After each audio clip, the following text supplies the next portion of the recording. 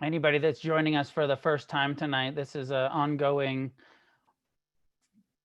Thursday night class where we have gone through the book, and we did the text and I did some commentary on the text of the book, and now we're going through the guided meditations in the back and the appendix of the Refuge Recovery book. And I'm reading the meditation out of the book just as we do in the meetings. And then we have so we meditate together, and then we have some time to have a conversation, Q&A, and just connect with each other after the guided meditation. So welcome everybody. And we will jump into a meditation. So find a way to sit, upright meditative posture. And we are on the second part of the third foundation of mindfulness of mind objects. So rather than just paying attention to the breath, where the Buddha encourages us, get to know your mind. Don't ignore your mind forever. That's only such a temporary solution. A permanent solution is to have an intimate but a non-attached or non-identified relationship with our thoughts. This is how we develop wisdom and the discernment of what thoughts are trustworthy and what thoughts are more bad advice from our own minds. So we'll meditate on that this evening, and then we'll have some conversation after the sitting.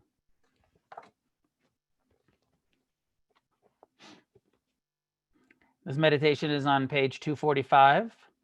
It is Mindfulness of the Mind, Part 2, Content. Find a comfortable way to sit. Adjust your posture so that your spine is erect without being rigid or stiff. Allow the rest of your body to be relaxed around the upright spine. Rest your hands in your lap or on your legs, and allow your eyes to gently close. Bring full attention to the physical sensations of sitting still.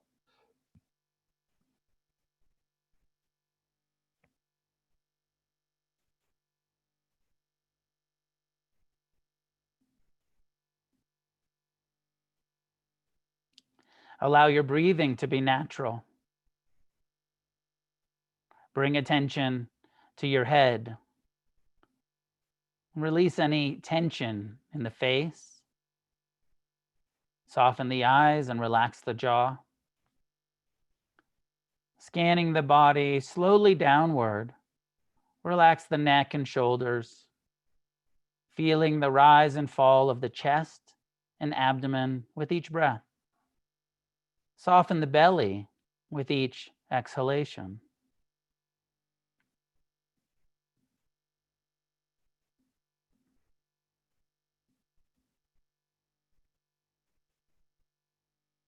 Bringing the attention all the way down through the body to the places of contact with the chair or cushion. Allow your body to be supported by the seat you're on. Feel the pressure and density of the relaxed, upright body sitting.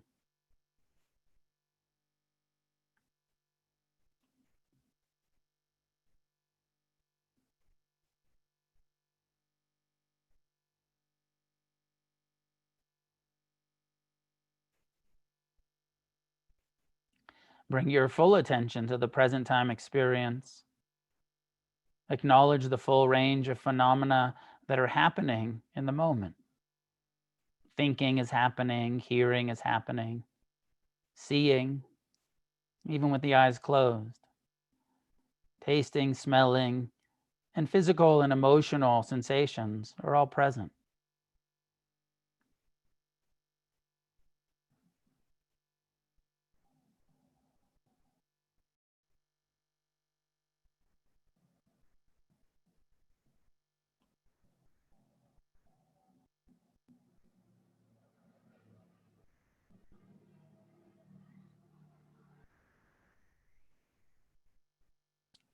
Allowing all the experiences to be as they are, redirect your attention to the sensations of the breath.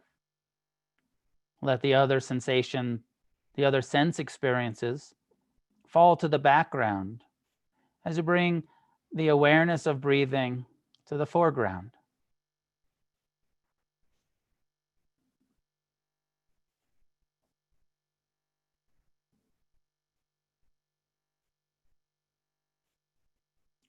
Take a few moments to investigate where you feel the breath most easily.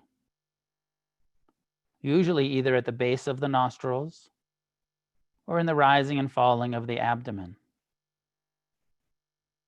Find the place where you feel the breath coming and going, and use that as the point of focus.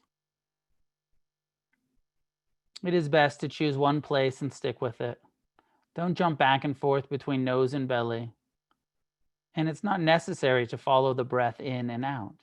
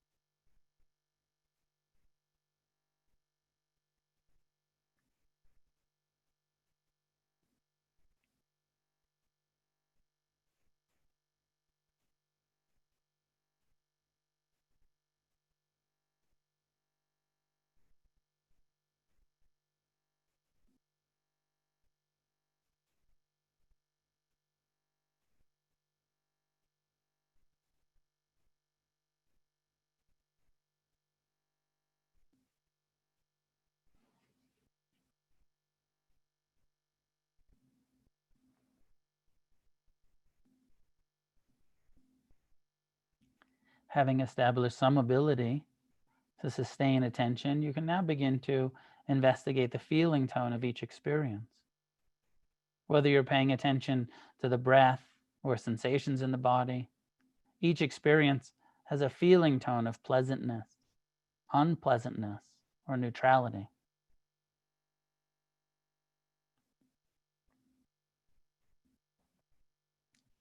By focusing the attention a little bit more and opening your awareness to the subtle levels of pleasant and unpleasant tones of experience, you bring mindfulness to your craving for pleasure and your aversion to pain. Feeling tone is the place where one gets attached or aversive.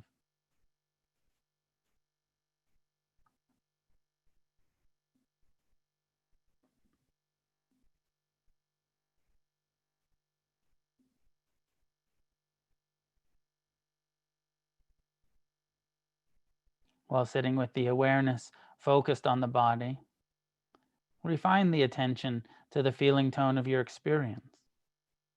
Investigate and inquire into the nature of the experience you are paying attention to. Is this a pleasant, unpleasant, or neutral feeling tone?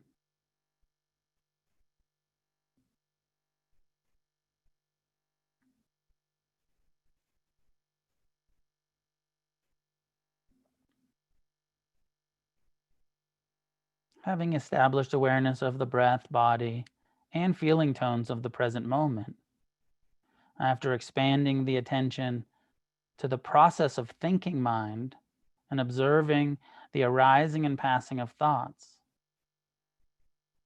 bring attention to the contents of each mind moment.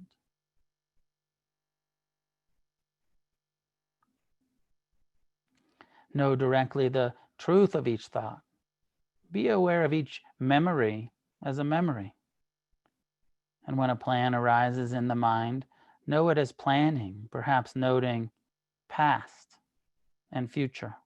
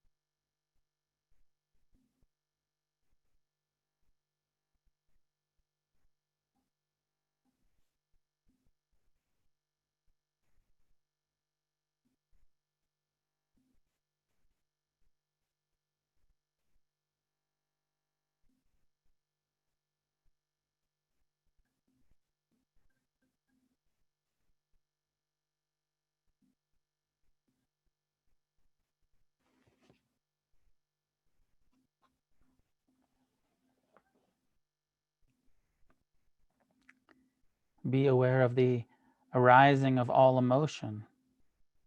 If fear, anger, sadness, love, caring, envy, empathy, or any other feelings arises, experience it directly. Know that it originated in the mind and has manifested in the body as well.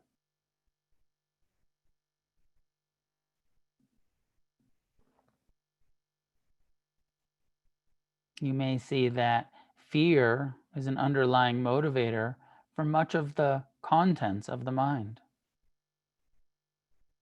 See for yourself what is true about your mind.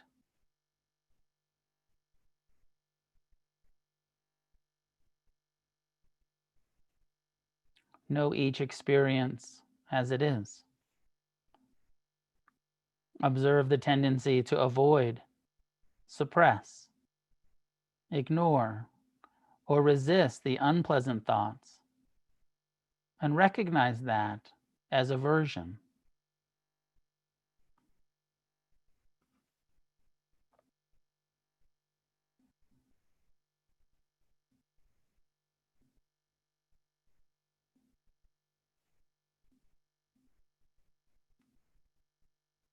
Observe the tendency to cling, crave, and feed the thoughts that are pleasant or that you feel will lead to more safety or happiness.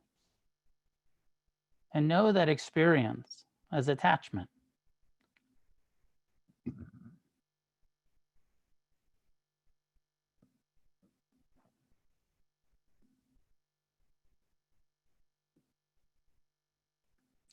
Watch the thoughts. Know the thoughts. But don't get involved.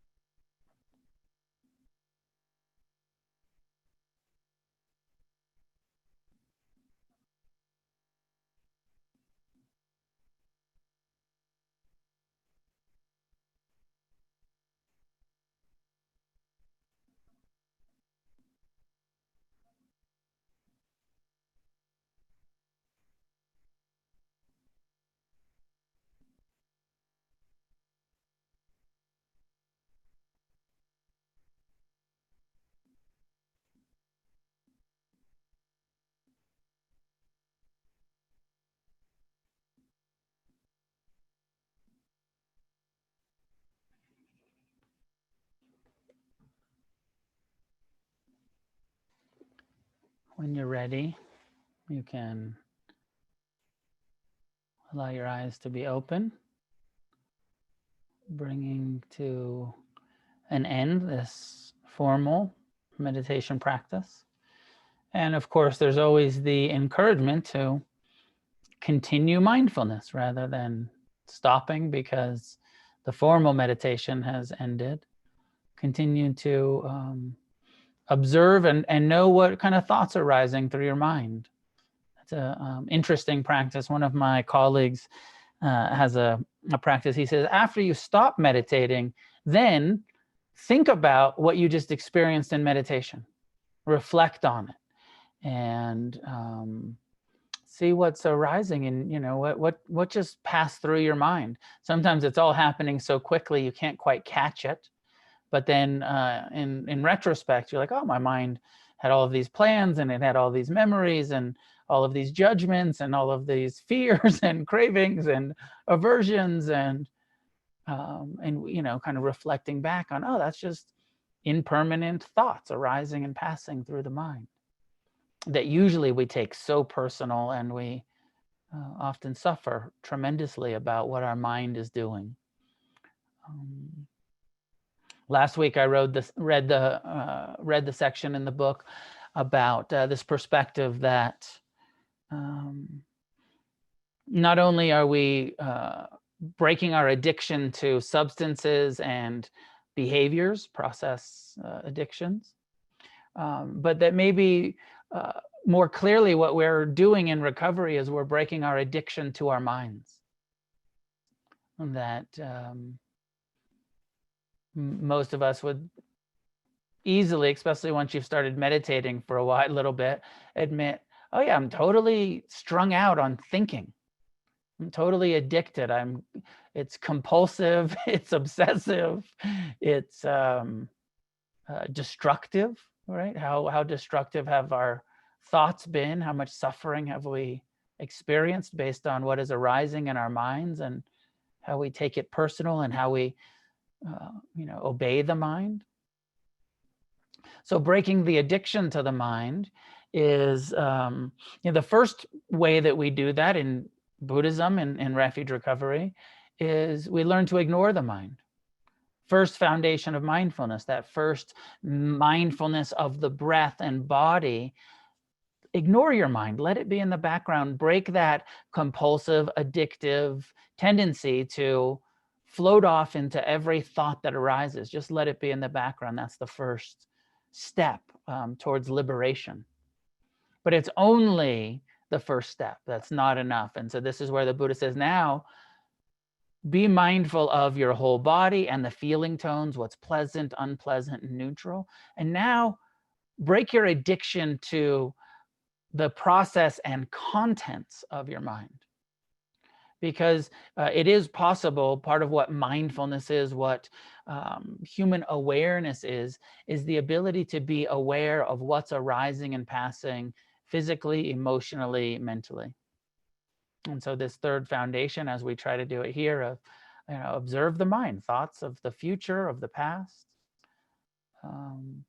And we can see how easily, last week I used the analogy, many of you were here, of the thoughts being like bubbles in the mind. And there's this plan, and there's this memory, and there's this hope, and there's this fear, and there's this self-centered unworthiness thought, all of those thoughts, and they're like bubbles. And that there's a way in which awareness can just be aware of, oh, look at that unworthiness arising in my mind. Look at that craving. Look at that anger. And because they're just thoughts coming through consciousness. And then consciousness is bigger than the contents. But what we usually do, because we're addicted, is we jump into the bubble and we float off into the I'm unworthy thought, and we incarnate as that. We become so identified with that thought that this is true. I am afraid, rather than just fear is arising in my mind. I am like this, or I am like that, or they are, right? So easy to believe our minds about them. That, they are like this, they are like that. And it's just a thought, but we believe it. We're so addicted to our minds and so identified that we think that we're right all of the time? I mean, this is a rhetorical question, but do you have any real reason to trust your mind? I mean, if you reflect back on, we're a bunch of addicts. We're a bunch of addicts whose mind told us, and we obeyed our mind that said, drink, smoke, shoot dope, smoke crack, eat, like all addiction are thoughts. It's in the mind. The mind says do A, B, and C, and we obeyed it. So usually, I think this is harder for normies, non-addicts, than it is for us addicts to have the humility to say, of course, my mind is terribly untrustworthy, but I still think I'm right all the time. I mean, of course, looking back at my life, I can, totally admit that I give myself bad advice, and I've done terrible things, and I've caused harm to myself and others. But still, when my mind tells me to do something, I usually think, yeah, that sounds like a good idea. And not even do something, but just believe the thought.